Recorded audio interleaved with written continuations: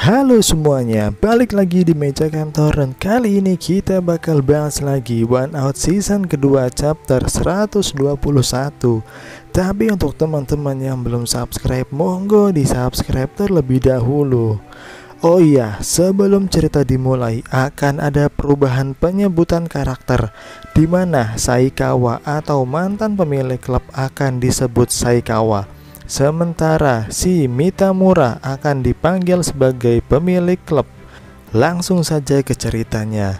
Di chapter kali ini berjudul Secret Plan atau rencana rahasia. Di awal chapter kita diperlihatkan para pemain Lycons yang sangat terguncang karena si pemilik klub yang baru akan melakukan perubahan total kepada semua staff dan akan membuat Lycons menjadi tim baseball yang benar-benar berbeda dari sebelumnya. Lalu panel beralih ke sebuah warkop di mana terlihat Saikawa sedang makan indomie kari ayam dan minum marimas jambu. Lalu tiba-tiba si pemilik klub muncul untuk datang menemui Saikawa. Saikawa pun kaget karena si pemilik klub itu berhasil menemukannya yang sudah jauh bersembunyi. Lalu si pemilik klub itu berkata, "Yah, kalau perusahaan sudah sampai kondisi seperti ini, kau akan memicu permusuhan dari karyawan. Bahkan kau tidak akan bisa untuk dapat melindungi dirimu sendiri. Tapi kau sudah melakukan itu. Tidak hanya perusahaanmu yang akan diambil alih, tapi kau juga kehilangan klub baseballmu. Apa rencanamu tentang janjimu kepadaku?" Saikawa pun hanya menunduk diam, tidak menjawab. Lalu si pemilik klub itu melanjutkan perkataannya, "Hei Saikawa, sepertinya kau telah mengambil pinjaman rahasia dari penawaran Ronwood Capital dan menawarkan saham sebagai jaminannya kan?" Saikawa pun kaget karena si pemilik klub itu mengetahui hal tersebut.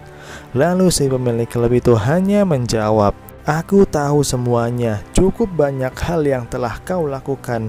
Dan apakah kau tidak bisa menggunakan bank utamamu itu? Sangat banyak masalah ternyata di sini. Ngomong-ngomong soal kontrak tim yang terjual, harga jual Lycons akan menjadi 10 kali keuntungan tim dalam satu musim. Hei, kau memainkan beberapa bisnis kotor kan? Contohnya, kau mengatur gaji tahunan para pemain untuk meningkatkan penghasilan tim." Saikawa pun kaget karena pemilik klub mengetahui hal itu dan berkata dengan panik, Tidak mungkin aku melakukan hal seperti itu." Lalu si pemilik klub pun menjawab, "Apakah benar begitu? Bagaimana jika kau melakukan ini?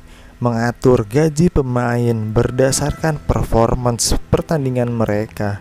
Dengan cara itu kau dapat memberikan gaji pemain yang buruk itu nol kan? Tapi peraturan melarang hal seperti itu. Dan juga jika ada pemain yang performanya di luar ekspektasi, itu akan menjadi kekalahan besar untukmu.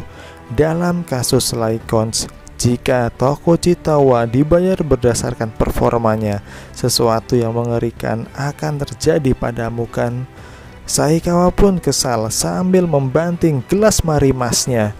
Saikawa itu sangat kesal karena si pemilik klub mengetahui semuanya. Dia juga mengetahui tentang kontrak one out antara Saikawa dan Tokuchi. Lalu si pemilik klub berkata, "Pada awalnya kau percaya bahwa keuntungan ada di sisimu kan? Tapi kesuksesan tak terduga Tokuchi berubah menjadi kerugian besar untukmu. Lalu kau menyuruh Tokuchi untuk merubah kontraknya.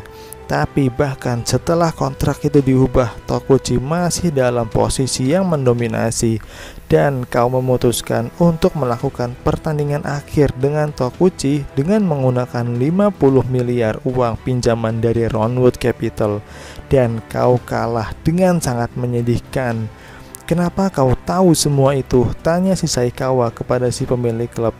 Lalu dia menjawab, "Itu normal untuk aku tahu semua hal itu. Itu karena Tokuchi Tawa adalah pembunuh yang kami kirim." Saikawa pun kaget bukan main karena Tokuchi adalah orang kiriman dari Mitamura. Melihat reaksi dari Saikawa itu, lalu si pemilik klub menjelaskan hal tersebut. Oke, aku berasumsi dari reaksimu itu, kau tidak tahu apa-apa sampai sekarang, bukan? Jadi, hari itu tanggal 4 Maret, 1 bulan sebelum musim dimulai. Hari itu aku sedang ada di tengah meeting pembayaran klub baseball dengan anak buahku. Dan tim Lycon sedang menaikkan keuntungan mereka. Gaji para pemain pun tidak berubah dan malah ada yang dipotong karena tim menjadi lemah. Pengurangan gaji para pemain mencapai totalnya 300 juta yen dan Lycons mencoba untuk menaikkan harga jual mereka. Lalu di tengah diskusi itu datang seseorang yang tidak aku kenal. Ya, dia adalah Tokuchi Towa. Aku pun bertanya-tanya kepadanya, apa urusanmu datang kepada aku? Lalu dia menjawab, aku mendengar sesuatu cerita yang menarik dari sumberku. Kalau Lycons akan dijual ke perusahaan ini tahun depan. Semua orang pun kaget dan bertanya-tanya siapa sebenarnya orang itu dan bagaimana dia tahu. Lalu aku pun menjawab, maaf karena sudah repot-repot datang ke sini.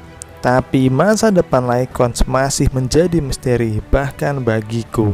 Itu semua hanyalah rumor dan kau bisa pergi dari tempat ini. Tapi Tokuchi hanya tertawa dan berkata, harga jual Lycons adalah 10 kali lipat dari keuntungan mereka di musim ini. Dan karena itu mereka sangat putus asa.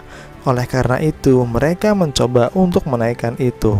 Aku bisa mendapatkan informasi itu dengan sangat mudah. Oke, aku akan memberitahumu kalau aku akan bergabung dengan Lycons di musim ini untuk pertandingan percobaan. Dan besok aku akan berdiskusi untuk masalah gaji di musim ini dengan si pemilik klub. Dan seperti yang kau tahu, pemilik klub Lycons sekarang adalah orang yang bangsat. Dan aku adalah orang yang tidak punya pengalaman. Saikawa pasti akan membuat gajiku menjadi 0 yen. Dan disitulah rencanaku akan masuk.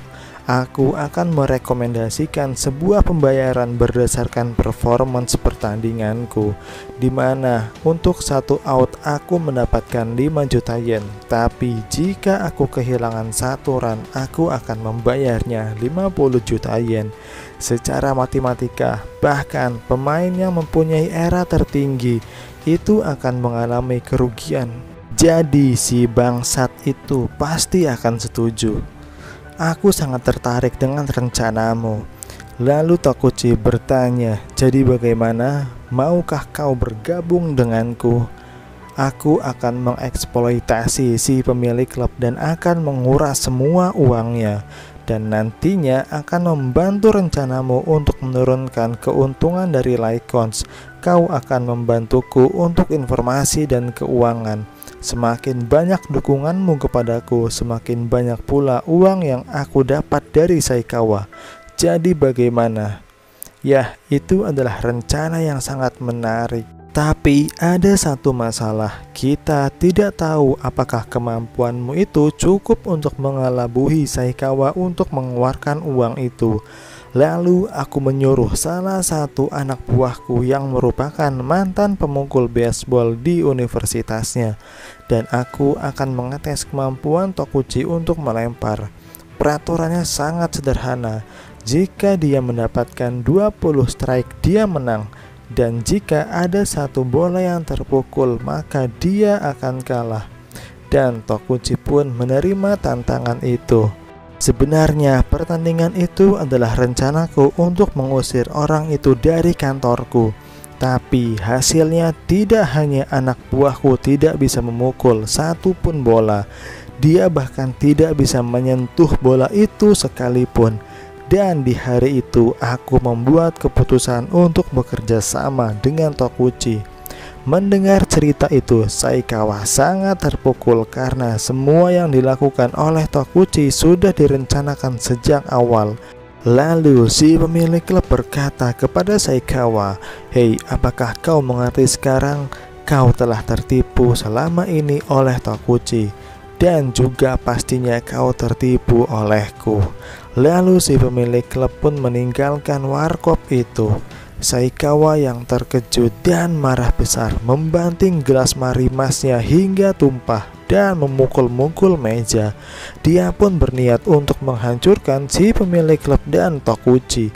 Keesokan harinya, di markas Lycons tiba-tiba ada seseorang pemain yang berisik dan mengagetkan para pemain lain karena ada sepucuk surat dari Saikawa atau si mantan pemilik klub. Pemain itu pun membacakan isi surat itu yang berbunyi, "Untuk semua pemain Lycons, pertama-tama sebagai pemilik klub aku meminta maaf untuk semua kekacauan yang aku buat. Apapun yang aku katakan saat ini akan menjadi hal yang buruk. Aku benar-benar minta maaf. Tapi aku akan membuat sebuah pengakuan yang penting, yaitu tentang manajemen tim yang buruk. Itu semua adalah karena gaji Tokuchi yang sangat tinggi. Ketika aku berdiskusi untuk kontraknya, aku jatuh dalam perangkapnya. Dan pada akhirnya aku menandatangani kontrak itu. Itu adalah kontrak di mana kau dibayarkan berdasarkan performancemu di lapangan. Dan sekarang gaji tahunan Tokuchi adalah 33 miliar yen. Semua orang jelas sangat kaget mendengar angka yang tidak pernah terbayangkan tersebut. Lalu si pemain itu melanjutkan perkataannya. Orang pintar seperti kalian pasti paham. Tim mengalami kerugian seperti yang berita katakan itu adalah karena pembayaran gaji Tokuchi yang tidak masuk akal. Tapi ada satu hal yang bisa kalian lakukan. Malam ini sebuah preskon tentang penjualan tim akan diadakan. Di sana kalian harus mengungkapkan rahasia ini di preskon tersebut. Tentu saja beberapa orang pasti akan langsung menyalahkanku. Bagaimanapun aku akan dengan senang hati bertanggung jawab.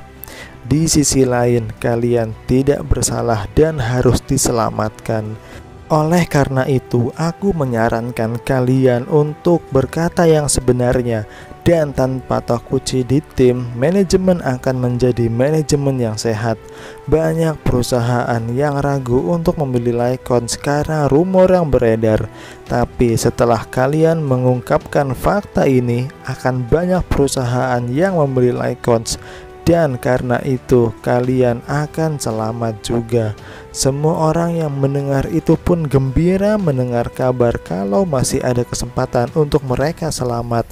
Tapi tiba-tiba Kurai berkata, Hei, tunggu sebentar. Jadi ini maksudnya kita akan membuang Tokuchi, bukan?" Semua orang pun menjadi hening kembali dan terdiam. Lalu panel beralih ke warung pecel lele di mana Saikawa ada di sana dan dia berkata dengan tertawa kecil, Mati kau Mitamura, mati kau Tokuchi." Chapter 121 pun selesai. Dan inilah review dari One Out season kedua chapter 121. Untuk teman-teman yang belum subscribe, monggo di subscribe terlebih dahulu. Dan jangan lupa di like dan share videonya.